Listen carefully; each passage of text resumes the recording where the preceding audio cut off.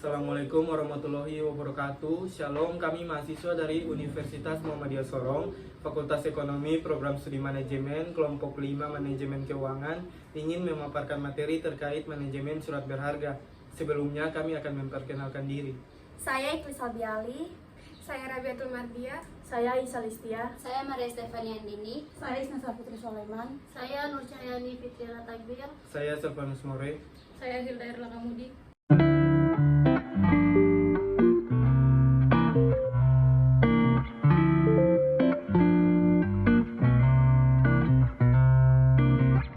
Materi pertama yang akan saya bawakan yaitu pengertian surat berharga. Pengertian surat berharga sendiri terdiri dari dua, yaitu pengertian surat berharga menurut para ahli dan pengertian surat berharga secara umum. Pengertian surat berharga menurut para ahli terbagi menjadi dua, yaitu menurut Abdul Qadir Muhammad, pengertian surat berharga ialah surat yang oleh penerbitnya sengaja diterbitkan sebagai pelaksanaan pemenuhan suatu prestasi yang berupa pembayaran sejumlah uang, tetapi pembayaran itu tidak dilakukan dengan menggunakan mata uang tunai, melainkan dengan menggunakan alat bayar lain. Yang kedua, menurut Wirjono Projodikoro, pengertian surat berharga ialah surat-surat yang bersifat seperti uang tunai, yang dapat dipakai untuk melakukan pembayaran. Surat-surat itu juga dapat diperdagangkan agar sewaktu-waktu dapat ditukarkan dengan uang tunai atau negotiable instrument. Dan yang kedua, pengertian surat berharga secara umum. Surat berharga atau marketable securities merupakan investasi perusahaan jangka pendek dalam bentuk pembelian surat berharga. Surat berharga ini digunakan sebagai pengganti uang yang selama ini telah digunakan sebagai alat tukar dalam perdagangan, khususnya oleh kalangan pebisnis atau para pengusaha. Materi selanjutnya, jenis surat berharga. Dalam praktiknya terdapat berbagai jenis surat berharga yang dapat dibeli perusahaan masing-masing. Berikut ini beberapa jenis surat berharga antara lain. 1. Akseptasi bank merupakan wesel yang dikeluarkan bank dan bank berjanji untuk melakukan pembayaran wesel sesuai jangka pendek kepada pemegang akseptasi bank sesuai nilai nominalnya pada surat maturitas. 2. Deposito berjangka merupakan simpanan pada bank dengan jangka waktu pencairannya 1, 3, 6, dan 12 bulan. Diterbitkan dalam mata uang rupiah maupun mata uang asing dengan tingkat bunga tertentu. Surat berharga ini diterbitkan atas nama dan bunga dapat diambil tiap bulan atau pada saat jatuh tempo. Kemudian, pencairan deposito dapat dilakukan sesuai jatuh tempo. 3. Sertifikat deposito merupakan surat berharga yang diterbitkan oleh bank dengan jangka waktu pencairannya 1, 3, 6, dan 12 bulan dalam mata uang rupiah maupun mata uang asing dengan tingkat bunga tertentu. Surat berharga ini diterbitkan atas unjuk sehingga dapat diperjualbelikan atau dipindah tangankan setiap saat dan bunga dapat diambil di muka tiap bulan ada pada saat jatuh tempo. 4. Sertifikat Bank Indonesia atau SBI merupakan surat berharga yang diterbitkan oleh BI dengan tingkat suku bunga tertentu dan dapat diperjualbelikan. 5. Surat berharga pasar uang atau SBPU merupakan surat berharga yang diterbitkan oleh bank-bank umum dengan tingkat suku bunga tertentu. Surat berharga pasar uang ini dapat diperjualbelikan apabila perusahaan memerlukan dana. 6. Saham merupakan surat tanda kepemilikan perusahaan atas nama saham yang dibelinya. Saham dapat diperjualbelikan atau dipindah tangankan kepada pihak lain. Keuntungan saham merupakan capital gain dan dividen. Capital gain merupakan keuntungan yang diperoleh apabila harga yang dijual kembali lebih tinggi dari harga beli, dan pasar kecilnya dividen yang diperoleh tergantung dari keuntungan perusahaan. 7. Obligasi merupakan surat dengan pengakuan utang yang dikeluarkan oleh pemerintah maupun swasta. Pembelian obligasi akan memperoleh pendapatan berupa bunga sesuai kesepakatan dengan penerbit obligasi. Hanya saja besar bunga dibayarkan kepada pemegang obligasi relatif tetap setiap bunganya. 8. Wesel. Surat wesel adalah surat berharga yang memuat kata wesel di dalamnya, diberikan tanggal dan ditandatangani di suatu tempat memang mana si penerbit pemberi pemerintah dapat tanpa syarat kepada tersangkut untuk pada hari membayar sejumlah uang kepada orang atau penerima yang ditunjuk oleh penerbit atau penggantinya di suatu tempat tertentu. 9. Cek.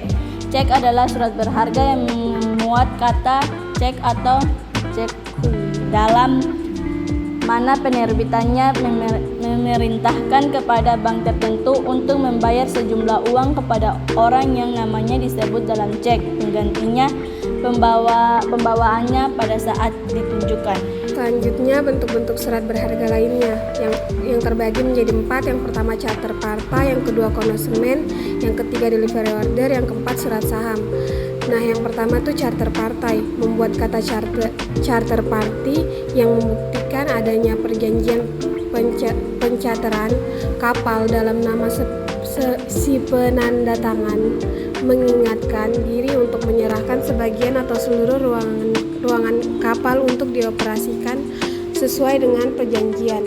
Yang kedua konosemen, membuat kata konosemen dalamnya dan merupakan surat pemegang dari pemegang konosemen kepada pengangkut agar kepada pemegang untuk diserahkan kepada para pemegangnya.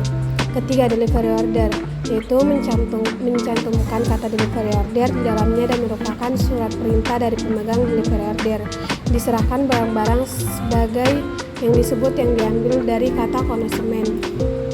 Yang keempat surat saham, surat berharga yang mencantumkan kata saham di dalamnya sebagai tanda bukti kepemilikan sahamnya sebagai bagian dari saham dari modalnya. Materi selanjutnya, tujuan dari investasi perusahaan ini akan memperoleh keuntungan berupa bunga, dividen, atau capital gain dalam waktu tertentu.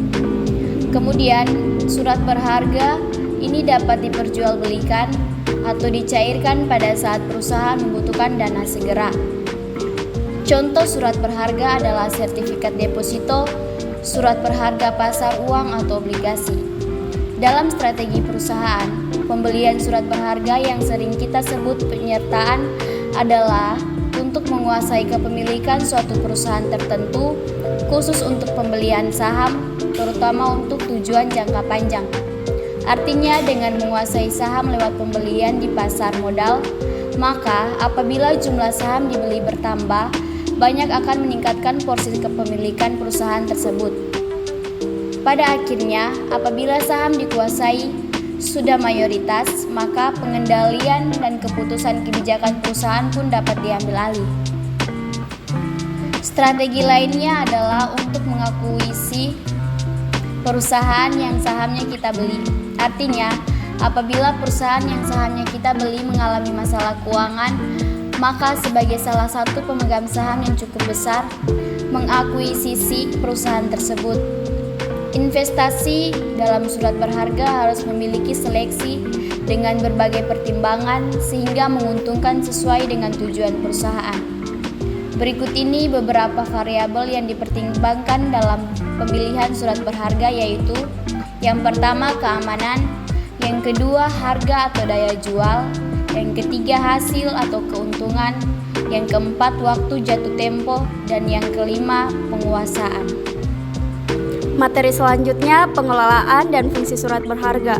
Pengelolaan surat berharga terbagi atas 3 unsur. Yang pertama, surat yang mempunyai sifat kebendaan.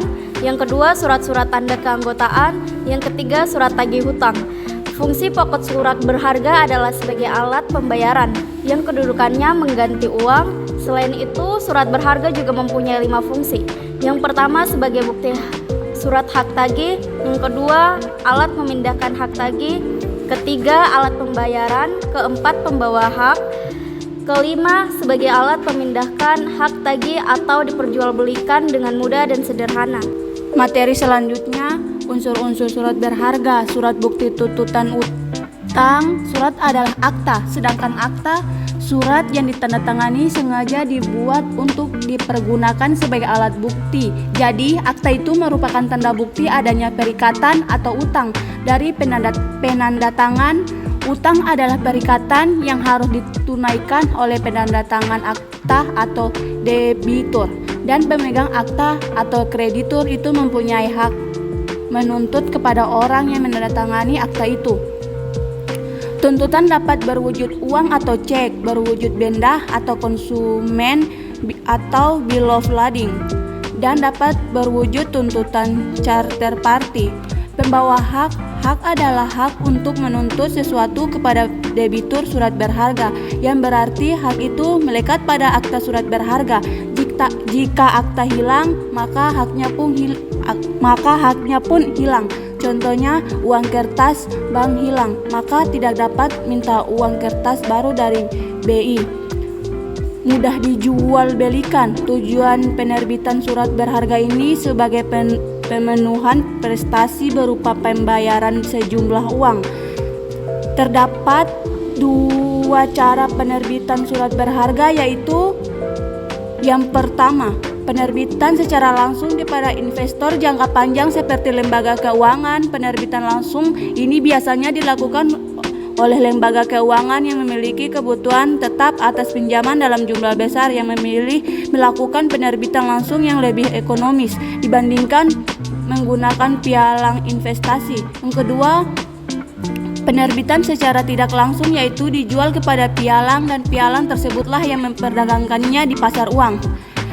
Bursa perdagangan surat berharga komersial ini melibatkan perusahaan-perusahaan pialang yang besar dan anak perusahaan bank, di mana banyak diantaranya merupakan pialang pada pasar keuangan Amerika atau US Treasury Security. Selanjutnya, syarat surat berharga. Syarat-syarat penerbitan surat berharga komersial di Indonesia dapat ditemukan pada ketentuan pasal 2 sampai dengan pasal 5 dari Surat Keputusan Direksi Bank Indonesia nomor 28/52/Kep/Gir tanggal 11 Agustus 1995, yaitu mengenai kriteria. Yang pertama, berjangka waktu paling lama 270 hari. Yang kedua itu mencantumkan yang pertama, klausula kata-kata surat sanggup di dalam teksnya yang dinyatakan dalam bahasa Indonesia, atau kata-kata surat berharga komersial dalam commercial paper. Yang kedua, janji tidak bersyarat untuk membayar sejumlah uang tertentu. Yang ketiga, penetapan hari bayar. Yang keempat, penetapan pembayaran. Yang kelima, nama pihak yang harus menerima pembayaran atau penggantinya. Yang keenam, tanggal dan tempat surat diterbitkan. Yang ketujuh, tanda tangan penerbit. Pada dasarnya, surat berharga memiliki kesamaan persyaratan umum yang harus ada pada suatu surat berharga. Persyaratan umum surat berharga yaitu antara lain, yang pertama harus berbentuk tertulis, kedua harus punya nama, yang ketiga tanda tangan jumlah tertentu, yang keempat perintah atau janji tanpa syarat, yang kelima ada akta perintah atau janji membayar, yang keenam nama orang yang membayar, yang ketujuh hari pembayaran. Selanjutnya, syarat khusus surat berharga dapat kita lihat dari bentuk surat berharga itu sendiri. Syarat ini merupakan syarat yang membedakan surat berharga dengan surat lain dan menjadi ciri khas setiap surat berharga. Misalnya, perintah yang berbunyi bayarlah surat wesel ini kepada surat sanggup, ada kesanggupan membayar yang berbunyi saya berjanji akan membayar sejumlah uang kepada, dan seterusnya. Syarat khusus ini dapat kita ketahui dari setiap surat berharga adalah nomor seri. Setiap surat berharga apapun bentuknya memiliki nomor seri penerbitan sendiri, sehingga surat berharga satu dengan lainnya tidak akan memiliki kesamaan. Nomor seri ini sebagai alat kontrol baik bagi penerbit maupun bagi tersangkut. Materi selanjutnya, perbedaan surat berharga dan surat yang mempunyai harga atau nilai. Perlu sekali dibedakan antara surat berharga dengan surat yang mempunyai harga atau nilai harga. Adapun perbedaannya adalah sebagai berikut. Yang pertama, surat berharga adalah surat pengakuan hutang, wesel, saham, obligasi, sekuritas kredit, atau setiap derivatif, dan surat berharga atau kepentingan lain atau suatu kewajiban dari penerbit dalam bentuk yang lazim diperdagangkan dalam pasar modal maupun pasar uang. Undang-Undang Nomor 7 Tahun 1992 tentang Perbankan. Yang kedua, surat berharga adalah surat yang oleh penerbitnya sengaja diterbitkan sebagai pelaksanaan pemenuhan suatu prestasi yang berupa pembayaran sejumlah uang. Tetapi pembayaran ini tidak dilakukan dengan menggunakan mata uang, melainkan dengan menggunakan alat bayar lain. Alat bayar itu berupa surat yang di dalamnya mengandung suatu perintah kepada pihak ketiga atau pernyataan sanggup untuk membayar sejumlah uang kepada pemegang surat itu. Sedangkan surat-surat yang mempunyai harga atau nilai bukan alat pembayaran, penerbitnya tidak untuk diperjualbelikan, melainkan sekedar sebagai alat bukti diri bagi pemegang bahwa dia sebagai orang yang berhak atas apa yang disebutkan atau untuk menikmati hak yang disebutkan di dalam surat itu. Bahkan bagi yang berhak apabila surat bukti itu lepas dari penguasaannya, ia masih dapat memperoleh barang atau haknya itu dengan menggunakan alat bukti lain. Dan yang ketiga, surat berharga itu surat tuntutan utang, pembawa hak dan mudah diperjualbelikan. Sedangkan surat yang berharga adalah surat bukti tuntutan utang yang sukar diperjualbelikan. Yang keempat, suatu surat yang disebut sebagai surat berharga haruslah di dalam surat itu tercantum nilai yang sama dengan nilai dari perikatan dasarnya. Perikatan dasar nilai yang menjadi causa dari diterbitkannya suatu berharga. Dengan perkataan lain, bahwa sepucuk surat disebut surat berharga karena di dalam surat itu tercantum nilai yang sama dengan nilai perikatan dasarnya. Perikatan dasar antara dua orang adalah yang menjadi sebab diterbitkannya surat berharga. Yang kelima, pengertian surat berharga secara sempit hanya mencakup surat atau instrumen yang berisi janji tak bersyarat dari penerbit untuk membayar sejumlah uang. Sedangkan surat atau instrumen lainnya tidak dapat dikategorikan sebagai surat berharga. Yang keenam, surat berharga adalah suatu alat bukti dari suatu tagihan atas orang yang mendatangani surat itu. Tagihan mana dipindah tangankan dengan menyerahkan surat itu akan dilunasi sesudah surat itu ditunjukkan. Dengan demikian, unsur yang penting dalam surat berharga itu adalah dapat dipindah tangankan atau diperdagangkan atau negotiable secara mudah. Oleh karena itu, semua surat yang diperdagangkan dalam pasar modal dan pasar uang dengan sendirinya dapat dikategorikan sebagai surat berharga. Sekian pemaparan materi singkat dari kami. Terima kasih.